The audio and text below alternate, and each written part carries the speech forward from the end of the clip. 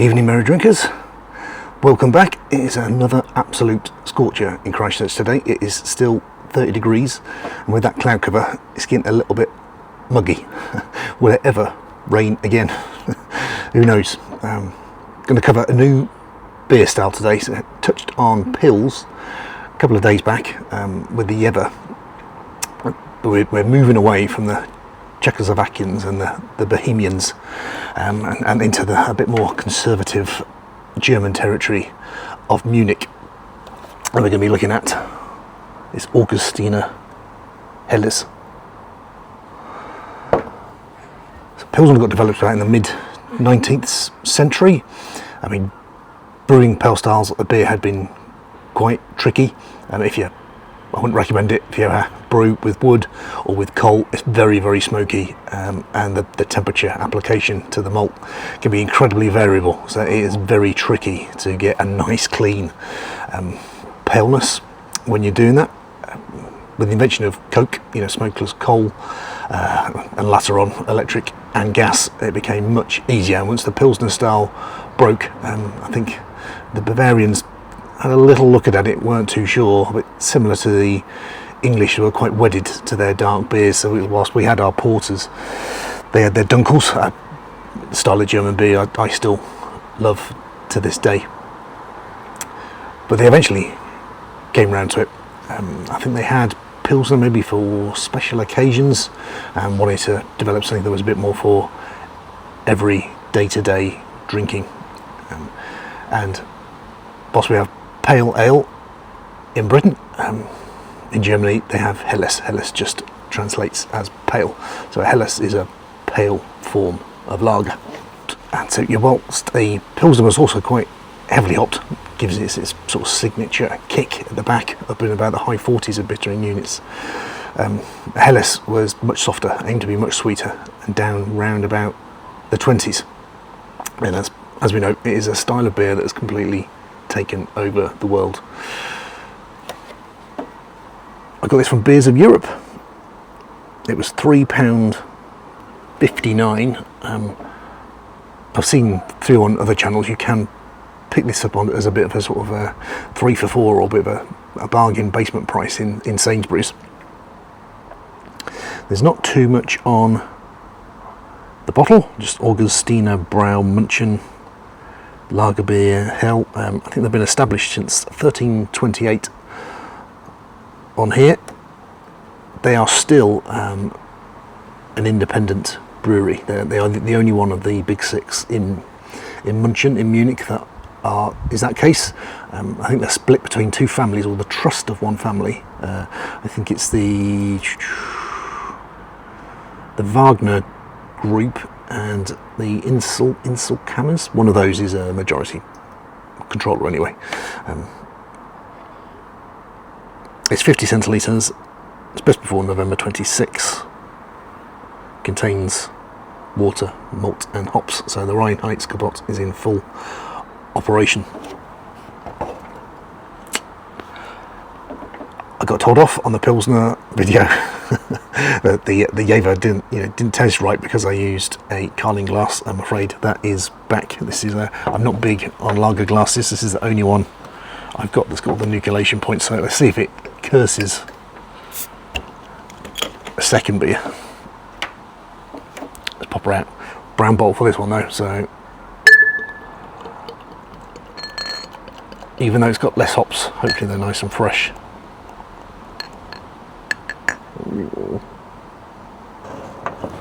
Curse of the Carling glass, you get that massive head at the back.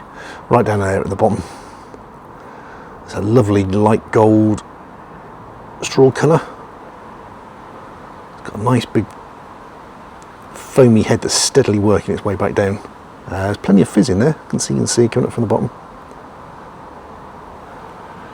I also personally think when you were drinking out of a horn or a wooden cup or a tin tankard, it didn't really matter what the beer looked like. With the advent of glass, people wanted it to probably look a lot more stylish. Oh, there's a real burst of cereal straight off the top of that. also getting like a slight mineral water type nose. Maybe a hint of citrus, but it's nice. It's a nice bready cereal. I'll see if I can get this all in. That head's dying down quite nicely. There we go. We're in. Picture for the records. Glass is not doing very well holding that head. It's virtually disappeared. But we are into lighter malts, much less proteins going on in these beers. It's much more about sweetness. Let's dive in. Cheers, everyone.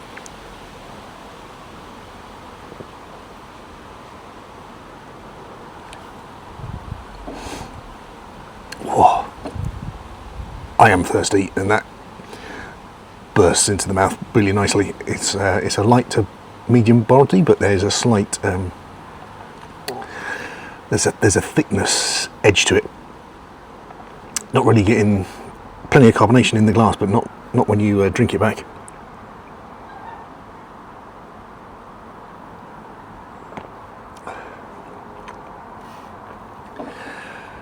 There's a really nice cereal taste. It doesn't last too long. It's like a bready malt, a slightly bit of biscuity, and there's actually quite a nice sort of drying sweet finish.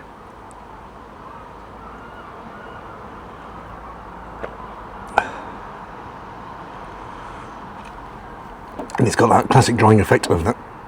As soon as you finished one sip and you've had a bit of a waffle, you just want to go straight back in. That is the power of the Helles, I suppose, is that its drinkability is very, very high. It's not giving your palate too much to think about or worry about. And this, I'm definitely not a lager man, but this might be one of the OGs. I think if it had stayed this standard here in the UK, it might be very different, but we're not knocking out stuff that tastes like this.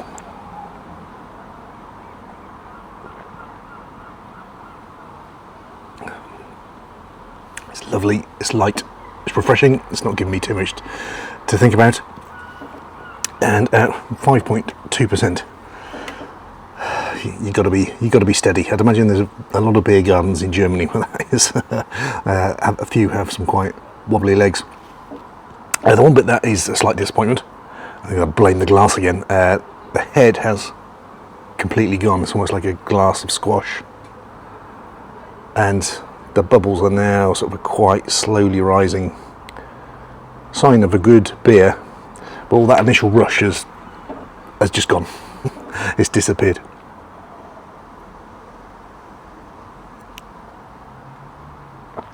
Right, let's have a little look what Roger's got to say in 300 beers to try before you die. It's Augustiner Hell, made in Munich, Bavaria, 5.2%. It says Munich is Munchen in German, a corruption of Munchen, which means the monk's place. The city was founded in 1158 when a Bavarian duke built a bridge across the river Isar, enabling it to become an important trading post on the salt route from Austria to the North German ports. Benedictines and Franciscans were among the orders that built monasteries in the town, but it was the Augustinians who developed a community there in 1294 and added a brewery in 1328.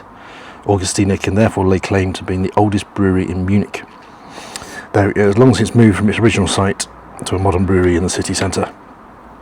In common with most old breweries in Munich, Augustiner has had a turbulent history, secularised in 1803, taken over first by the Bavarian royal family and then by the state when the monarchy lost power after World War I, and brought by the Wagner family.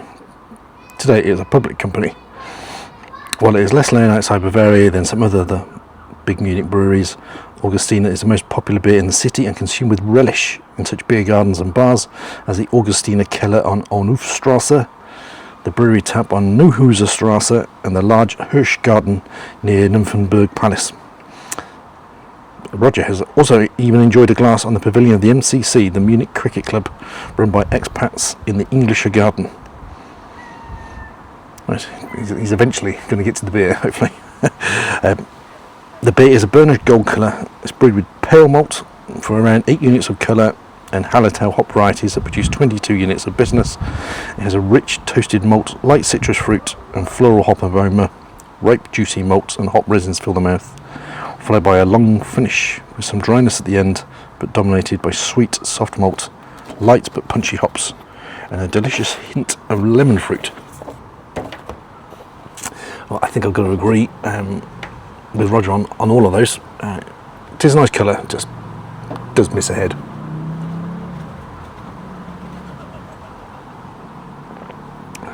Yep, I can see that was lemon. Picked up on the nose. Very, very sweet lemon finish, very quaffable. Excellent style of it. I'm quite enjoying this. I'm now sort of the difference to the Ever Pilsner. I mean, that bitterness really hit home. I reckon people would love that.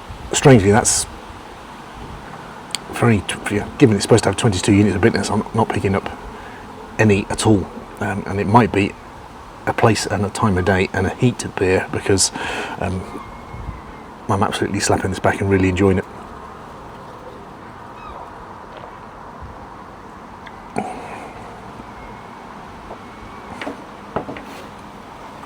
So, scores on the door, I reckon I'm going to put that round about 3.2. It's a beer I've had before, but yeah, second time of tasting, still very, very impressive, but not as much as before. So the Germans needed some scores after the Kolsch and their Pilsner imitation. That will stick round about 10th place, I think, in round by the Buckham Bitter.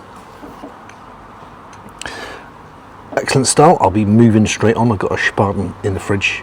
That'll be straight up after this. But for pale lager, yeah, Helles, watch out for it. Just might catch on.